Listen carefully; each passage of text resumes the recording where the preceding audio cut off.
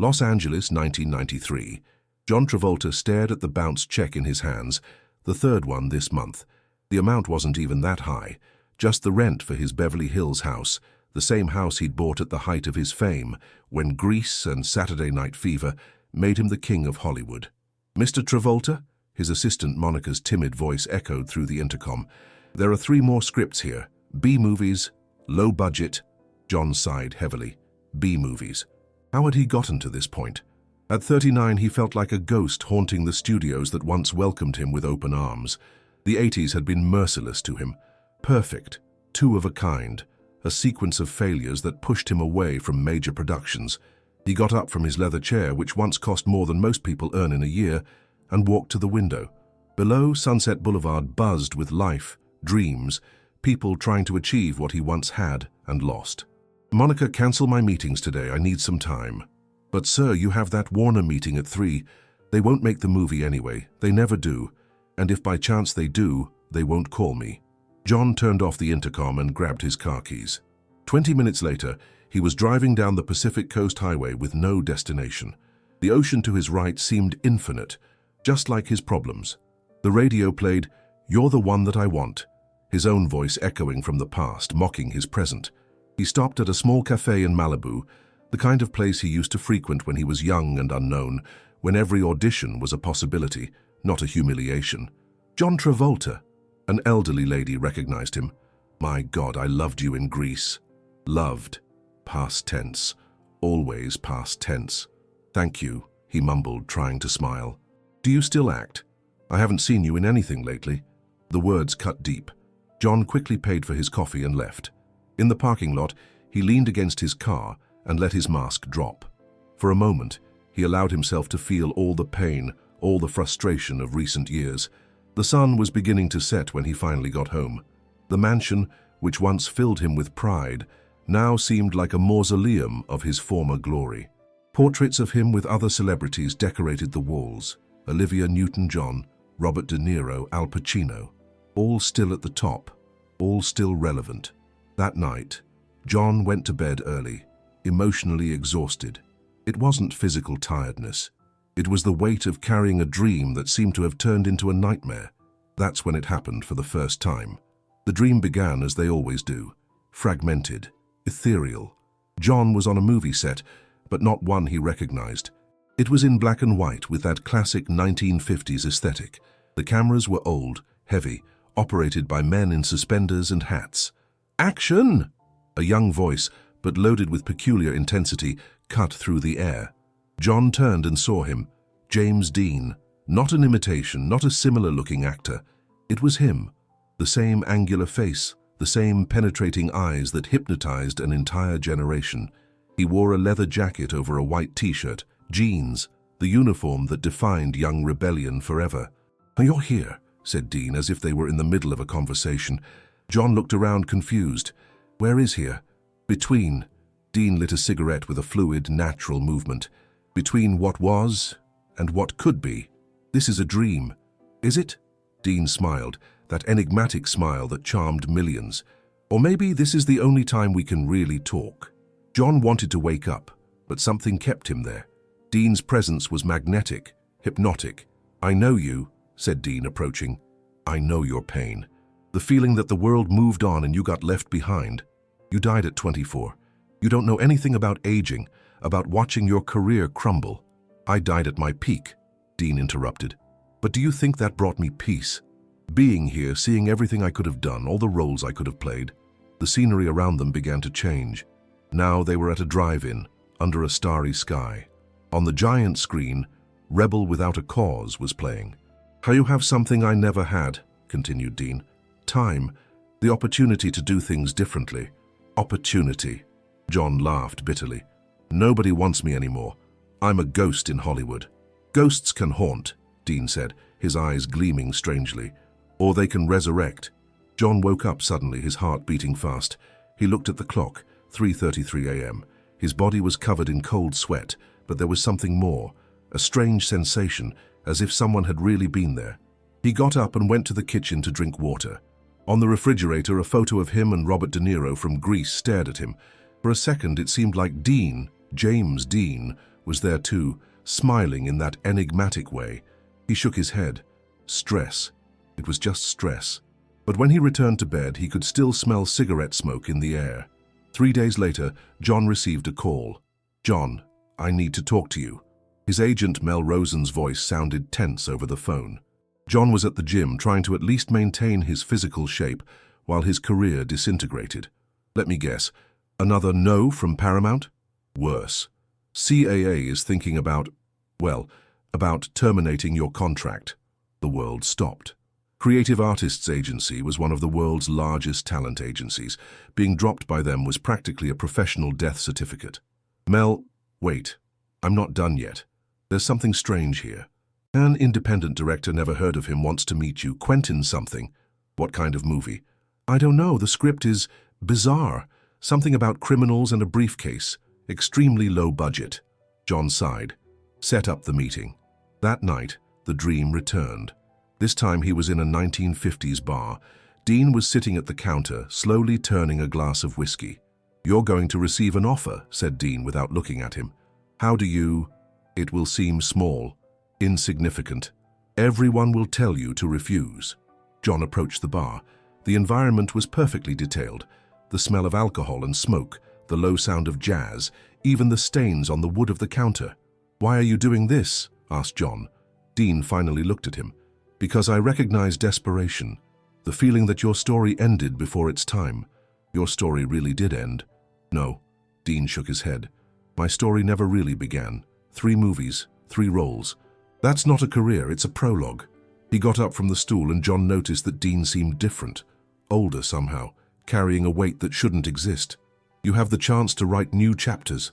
Don't waste it." "How do I know this isn't just my mind trying to give me hope?" Dean smiled and extended his hand. When John touched it, he felt something impossible. It was solid, warm, real. "Because tomorrow, you're going to meet someone. A young director with wild eyes and a passion that will remind you why you wanted to act in the first place." John woke up with the sensation of Dean's hand still in his palm, and there he was in Burbank, at the TriStar Pictures office. Quentin Tarantino wasn't what John expected. Young, intense, gesticulating animatedly, while talking about cinema as if it were religion. His eyes shone with a passion John hadn't seen in years in the industry. "Man, John Travolta." Quentin jumped up quickly when John entered. "I've been your fan since childhood. Saturday Night Fever is genius." John forced a smile. "Thank you. So, about this project?" "Pulp Fiction." Quentin sat back down, picking up the script with reverence. "It's about connections, you know? How different lives intertwine in impossible ways." As Quentin spoke, John had a strange feeling of déjà vu. The young director's words echoed something he had heard before. The role is Vincent Vega, a guy who's lost trying to find his place in the world. Kinda like all of us sometimes. John quickly flipped through the script. It was different from everything he had read. Sharp dialogues, non-linear structure, a mixture of comedy and violence that seemed impossible to film. "It's a small film," continued Quentin. "Low budget, reduced cast. So, but I'm sure that everyone will tell you to refuse." The words came out of John's mouth before he realized it. Quentin stopped mid-sentence. "Excuse me?" John shook his head. "Nothing. Continue." But the phrase echoed in his mind. They were exactly Dean's words from the dream. "Look, John," Quentin leaned forward. "I know you could be making bigger movies with more money. But this project, there's something special about it. Something that could change everything." John looked into the young director's eyes and saw the same intensity he recognized in Dean, the same incandescent passion, the same unshakable certainty. "Can I take the script to read?" "Of course, but don't take too long. We start filming in 3 months. Leaving the office, John felt a strange energy. For the first time in years, something seemed possible. That night he read the entire script. It was brilliant, different, risky. It was everything his career hadn't been for a long time. His manager Mel had requested an emergency meeting. "Have you gone insane?" Mel Rosen was clearly agitated. "John, this guy doesn't even have a movie on his resume." John was in his home office, the Pulp Fiction script open on the table. He had reread it 3 times, and with each reading he became more fascinated. He directed Reservoir Dogs, a movie nobody watched. "John, listen, I can still get a meeting with Fox. There's an action movie, 40 million budget." "About what?" Mel hesitated. As a cop who becomes a robot. John almost laughed. And you're telling me to refuse a brilliant script because of that? It's a weird script, John. Dialogues about hamburgers in the middle of a murder scene. Who's going to understand that? Dean's voice echoed in his mind. Everyone will tell you to refuse. Mel, I'm going to make this movie. John, it's not a discussion. It's a decision. After he hung up the phone, John felt strangely light. It was the first time in years he had made a decision based on passion, not desperation. That night, Dean appeared again. This time, they were in an empty theater. Dean was on stage, under the spotlights. You decided, said Dean. How did you know this was going to happen? Dean slowly came down from the stage. Because some things are bigger than linear time. Some connections transcend death. That doesn't make sense. It makes more sense than you imagine. Dean approached. Do you think it was coincidence? Quentin creating this character exactly when you needed it most? John frowned. What do you mean? Dimensions touch, John. What happens in one affects the others. My creative energy, my unused passion, found a channel. Through Quentin, through all passionate young directors, through every actor who refuses to give up, through you. The theater began to transform around them. Now they were backstage at a film set. This movie will change your life, said Dean, but only if you allow yourself to be vulnerable again. Only if you stop trying to be who you were and start discovering who you can be. What if it goes wrong? Dean smiled. Then at least you will have tried something real. John woke up with a clarity he hadn't felt in years. In the 2 months before filming, John dove into the character Vincent Vega like he hadn't done in a decade. He read the script religiously, studied every nuance, every pause. Vincent was a professional killer, but there was a humanity in him that John recognized. The vulnerability behind the violence, the search for connection in a cruel world. It's as if you wrote this thinking of me, said John to Quentin during one of the rehearsals. Maybe I did, Quentin smiled mysteriously. Sometimes stories find us, not the other way around. John began attending shooting classes, studied the body language of criminals, dove into the Los Angeles underworld he had never explored as an actor. But the nights belonged to Dean. The dreams became more frequent, more vivid. Dean accompanied him in his preparation, offering insights that came from nowhere and everywhere at the same time. The key is contradiction, said Dean, during a particularly intense dream. They were in an infinite reflecting pool, their images extending forever. Vincent is brutal but gentle, intelligent but naive, confident but lost. How do you know so much about a character you never played? Because I've lived all possibilities, John. When you die young, your other lives continue existing in potential. I am all the roles I could have played. John looked at the infinite reflections. This is madness. It's magic, corrected Dean. The magic of not accepting that stories end when we want them to continue. A week before filming, John had the strangest dream of all. He was in his own room, but Dean was there, solid as always. This is the last one, said Dean. The last dream? The last meeting. From now on, you won't need me anymore. John felt a tightness in his chest. He had gotten used to these visits, to this supernatural guidance. I don't know if I can do this alone. Dean approached and put his hand on John's shoulder. The sensation was completely real. You were never alone. The passion, the talent, the courage, they were always inside you. I just helped you remember. How can I be sure this isn't just my mind trying to give me courage? Dean smiled for the last time. Because tomorrow, during filming, something will happen. Something that will prove to you that some connections are bigger than reality. And then he disappeared. John woke up with tears in his eyes, feeling strangely orphaned, his stomach churning, anxiety taking over his soul. But he was happy. It was now or never, he told himself, and off he went to the set of Pulp Fiction, Los Angeles. The first day of filming was chaotic, as they always are. Equipment being adjusted, nervous actors, Quentin running from side to side with manic energy. John was dressed as Vincent Vega, black suit, long straight hair, a presence that was simultaneously elegant and dangerous. First scene, shouted Quentin.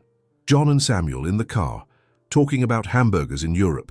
John positioned himself in the passenger seat next to Samuel L. Jackson, who played Jules Winfield. The scene seemed simple on paper, but there was a depth to it that John was just beginning to understand. Action. And then something extraordinary happened. The words flowed from John with a naturalness he hadn't felt in years. He wasn't reciting the lines. he was living them. Vincent Vega wasn't a character he was playing. He was someone he was being. "Cut!" Quentin shouted after the first take. "Perfect, man, that was exactly it." John got out of the car feeling different. There was something in the air, an energy he couldn't explain. "You're glowing," said Samuel, approaching. "Literally glowing, man." During the lunch break, John stepped away from the set to breathe. He was leaning against a wall, processing the day's sensations, when he heard, "It wasn't you, was it?" John turned quickly. An older man, maybe 70 years old, was watching him with curiosity. "Excuse me? That performance, it wasn't just you there." The man approached. "I'm Dennis Hopper. I know talent when I see it, and that was something more." John felt a chill down his spine. "I don't understand." Dennis smiled mysteriously. "In 1955, I worked with James Dean on Rebel Without a Cause. There was something about him, an intensity that came from somewhere else. I just saw the same thing in you." Before John could respond, Dennis had already walked away. The rest of the day passed like a dream. Every scene flowed naturally. Every dialogue sounded authentic. John felt as if he were channeling something greater than himself. That night, he returned home exhausted but energized. For the first time in years, he felt he was doing exactly what he should be doing. There were no dreams with Dean. He didn't need them anymore. And time flew by. 3 weeks of filming. Pulp Fiction was revealing itself to be something special. The entire cast felt it.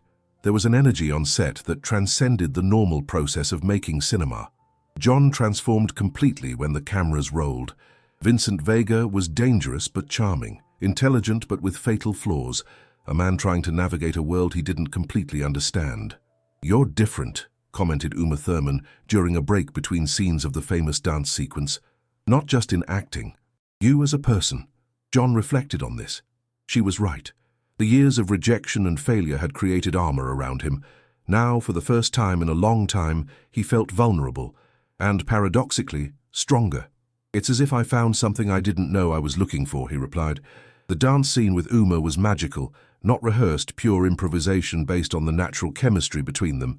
Quentin filmed several takes, but the first was the one that stayed in the movie. Spontaneous, sensual, real. "This scene is going to be iconic," murmured Quentin to his assistant. "It's going to define a generation." During filming of the scene in Butch's apartment, Bruce Willis, where Vincent is killed, John felt a strange melancholy. Not for the character's death, but for the feeling that something important was coming to an end. "Cut!" shouted Quentin. "That's Vincent's last scene." John remained on the floor for an extra moment, processing the end of a journey that had been much more than professional. That night, in the hotel, John looked in the mirror and saw someone different. The desperation had disappeared from his eyes. The bitterness he had carried for years had dissolved. He was still John Travolta, but a renewed, more authentic version. He picked up the phone and called Mel. "How's it going?" asked his agent. "Good. Very good. John Dukes, there's something I need to tell you. Quentin showed some scenes to the Miramax executives. They're excited." John smiled. "Excited how?" "Excited like this could be big, very big." After hanging up, John sat on the bed and thought about Dean. There were no more dreams, but he felt his presence in a different way now. Not as an external entity, but as part of himself. The passion that Dean could never fully express, John was expressing now. The creative energy that was interrupted by premature death found a new channel, and there they finally were. Cannes Film Festival, May 1994. Pulp Fiction had been selected to compete for the Palme d'Or. John was in the most expensive suit he owned, walking the red carpet at Cannes alongside Quentin and the rest of the cast. There were flashes everywhere, journalists shouting questions, an energy he hadn't experienced in more than a decade. John, how do you feel about your comeback?" "Mr. Travolta, does this film represent a new phase of your career?" He smiled and waved, but inside he was processing the surrealism of it all. A year before, he was almost giving up. Now he was at Cannes, with a film everyone was calling a masterpiece. The screening was magical. The audience laughed at the right moments, stayed silent during tense moments, applauded spontaneously in several scenes. John could feel they were watching something special. When the dance sequence appeared on screen, John heard sighs of admiration from the audience. Uma Thurman held his hand and whispered, "We made something beautiful." At the end, a standing ovation for 8 minutes. 8 minutes of uninterrupted applause, tears in the eyes of half the cast. "My God," murmured Samuel L. Jackson. "This is cinema history." That night, at the official party, John stepped away from the crowd and went to the terrace of the Martinez Hotel. The Mediterranean stretched infinitely under the moonlight. "You did it." John wasn't startled by the voice. Somehow he was expecting it. He turned and saw Dean, more solid and real than ever, wearing an elegant tuxedo. "You're really here," said John. "I'm here in the only way that matters," replied Dean. "You brought me back, John, through your courage, your renewed passion. I don't understand these dimensional connections." "You don't need to understand. You just need to accept that some stories are bigger than one life." Dean approached the balcony. "You proved that it's never too late to start over." "And you? What's your reward?" Dean smiled, that enigmatic smile that conquered the world. Seeing that true passion never dies, it just finds new ways to express itself. They remained silent for a few minutes, watching the sea. "This is really the last meeting," said Dean finally. "I know. You won't need me anymore. You found your own voice again." John nodded, feeling a mixture of gratitude and sadness. "Thank you," he said simply. "Thank you for allowing me to live through you, even if just for a moment." Dean began to disappear, but this time differently, not fading, but integrating with the moonlight, the movement of the waves, the energy of the night. "Remember," were his last words, "every time you act with true passion, I'll be there." And then John was alone on the terrace, but he didn't feel alone. He felt complete. Los Angeles, October 1994. Finally, the triumph. Pulp Fiction had become a cultural phenomenon, not just a box office success, but a landmark that redefined independent cinema and influenced an entire generation of filmmakers. John was in his office, now renovated and busy again, looking at offers that arrived daily. No more B-movies or desperate roles. High-quality projects, respected directors, generous budgets. "John," Monica entered with another pile of scripts. "Sony's on the line, Paramount sent a proposal, and, oh, there's a strange letter here." John took the envelope. It was old, with no return address, sealed with red wax. Inside, just a few handwritten lines.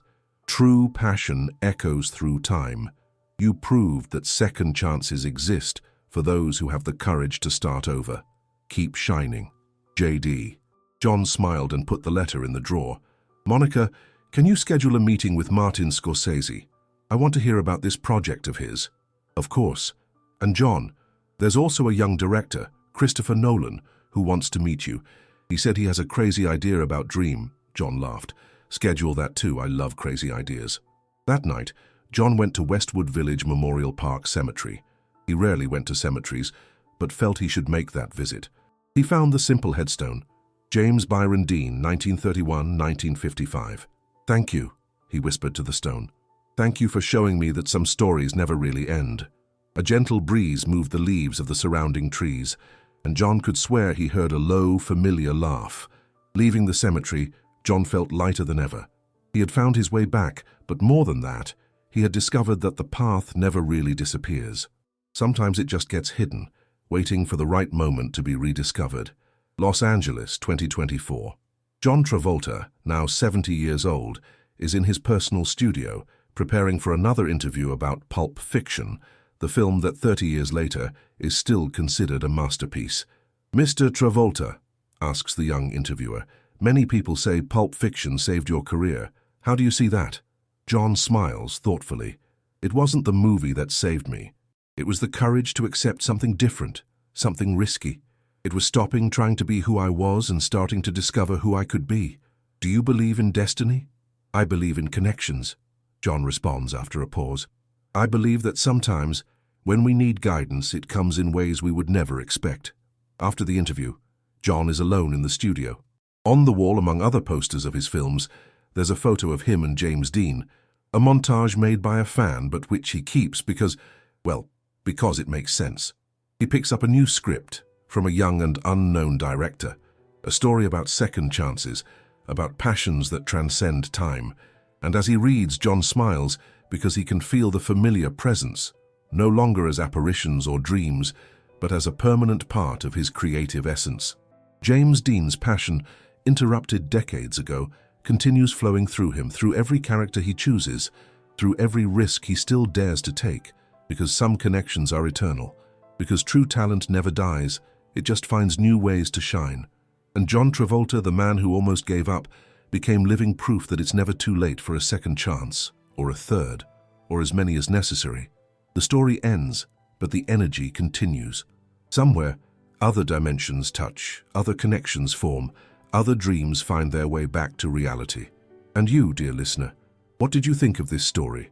Have you ever felt that your life needed a second chance? Have you had dreams that seemed impossible, but your heart insisted on keeping alive?